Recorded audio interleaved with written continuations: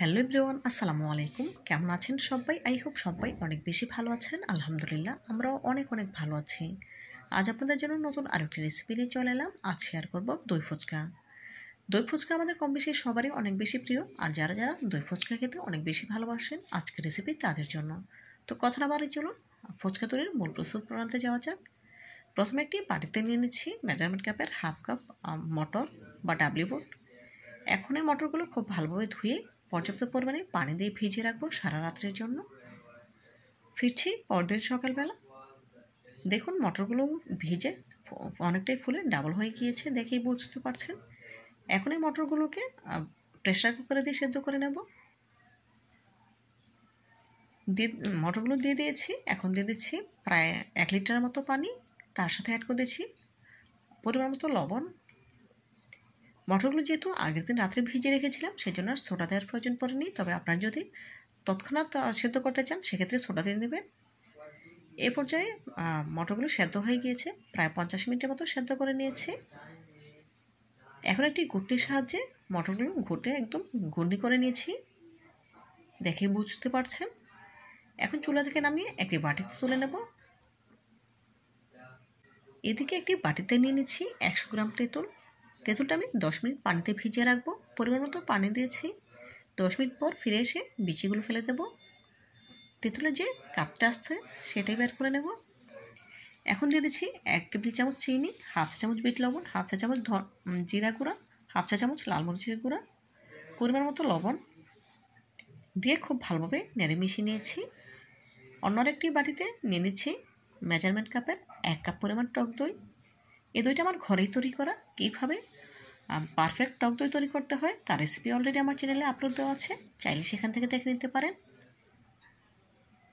দেখুন দইটা কতটা সুন্দর হয়ে তৈরি করা হয়ে গিয়েছে।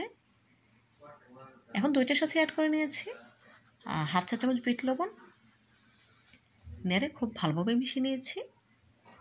আর একটি বাটিতে নিয়েছি টমেটো সস। এ থেকে ঘুনিটাতে আমি কিছু মশলা অ্যাড করে নেব। প্রথমে দিয়ে দিচ্ছি 2টি সেদ্ধ আলু। আলুটা আমি গ্রেটারের সাহায্যে গ্রেট করে নিচ্ছি যাতে কোনো দানাদার অংশ না থাকে, সেজন্য। দিয়ে দিলাম হাফ চা চামচ জিরা গুঁড়া, হাফ চা চামচ ম্যাজিক মশলা, হাফ চা চামচ চিলি ফ্লেক্স, হাফ চা চামচ বিট লবণ ও স্বাদ মতো লবণ, 1 ফালি লেবুর রস দিয়ে খুব ভালোভাবে নেড়ে মিশিয়ে নেব। দেখুন খুব ভালোভাবে নেড়ে মিশিয়ে নিচ্ছি। এই পর্যায়ে মিশিয়ে নেওয়া হয়ে গিয়েছে। এখন এর সাথে অ্যাড করে দেব একটি ছোটো সাইজের পেঁয়াজ কুচি। পেঁয়াজটা আমি মিহি কুচি করে নিয়েছি। দিয়েছি 1 টেবিল চামচ ধনেপাতা কুচি, কিছু শসা কুচি, 1 টেবিল চামচ কাঁচামরিচ কুচি। যে যেমন ঝাল খেতে পছন্দ করেন সে অনুযায়ী দিয়ে নেবেন। দিয়ে আবারও মেখে নিয়েছি।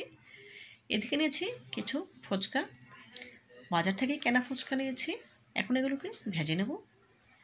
চুলে একটি প্যান বসিয়ে প্যানে দিয়েছি পর্যাপ্ত পরিমাণে সয়াবিন তেল। যেহেতু ফুচকাগুলো ডুবো তেলে ভাজতে হয়, তেলটা যখন পুরোপুরি গরম হয়ে গিয়েছে তখন কিছু ফুচকা ছেড়ে দিলাম। ফুচকাগুলো ছাড়ার পর গ্যাসের ফ্লেম লো আঁচে করে দিতে হবে। তেলটা পুরোপুরি গরম হওয়ার পর দিয়ে লো আঁচে ফুচকাগুলো ভেজে নিতে হবে, নয়তো ফুচকাগুলো পড়ে যাওয়ার সম্ভাবনা আছে। দেখুন একটু নেড়ে চেড়ে ফুচকাগুলো গোল্ডেন ব্রাউন কালার করে ভেজে নিচ্ছি। দেখুন নেড়ে চেড়ে ফুচকাগুলো আমার গোল্ডেন ব্রাউন কালার করে ভাজা হয়ে গিয়েছে। এখন একটি স্ট্রেনারে তুলে তেলটা ঝরিয়ে নেব। এর থেকে বেশি ভাজার প্রয়োজন নেই। এভাবে করে একই প্রসেসে সবগুলো ফুচকা ভেজে নিয়েছি। এখন ফুচকাগুলো রেডি করে নেব।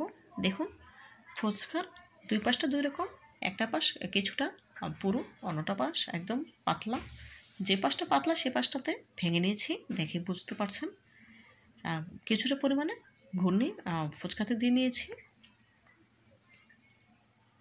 এভাবে করে একই প্রসেসে সবগুলো ফুচকাতে ঘূর্ণি দিয়ে নেব। এদিকে একটি প্লেটে আগে থেকে মিশিয়ে রাখা দইটা ঢেলে নিচ্ছি।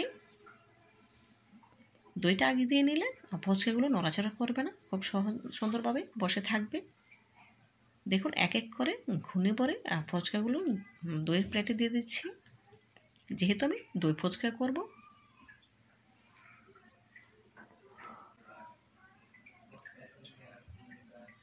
এখন ফুচকার উপর দিয়ে দিচ্ছি তেঁতুলের কাঠ, যেটা আমি আগে থেকে রেডি করে রেখেছিলাম। এক এক করে সবগুলো ফুচকাতে দিয়ে নিচ্ছি।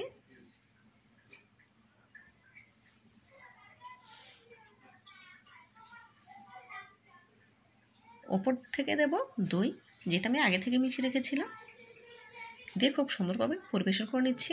দিয়ে দিচ্ছি টমেটো সস। সবগুলো ফুচকাতে টমেটো সস দিয়ে নিয়েছি।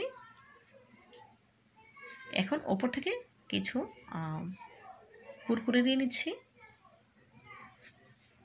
আমি অল্প পরিমাণে দিচ্ছি, তবে আপনারা চাইলে আপনাদের পছন্দ মতো যে কোনো পরিমাণে দিয়ে নিতে পারেন। দেখুন তৈরি হয়ে গেল দই ফুচকা। তো বন্ধুরা, আমার রেসিপিটি ভালো লেগে থাকলে লাইক, কমেন্ট এবং শেয়ার করবেন। আর আমার চ্যানেলটি সাবস্ক্রাইব করে পাশে থাকা বেল বাটনে ক্লিক করে দিতে একদম ভুলবেন না। আজকের মতো বিদায় নিচ্ছি। দেখা হবে নতুন কোনো দিনে নতুন কোনো রেসিপিতে। ভালো থাকবেন সবাই, আর আমার জন্য দোয়া করবেন যেন প্রতিনিয়ত আমরাও নতুন নতুন রেসিপি আপনাদের উপহার দিতে পারি। পরবর্তী ভিডিও দেখার আমন্ত্রণ জানিয়ে আজকের মতো বিদায় নিচ্ছি। আল্লাহ হাফেজ।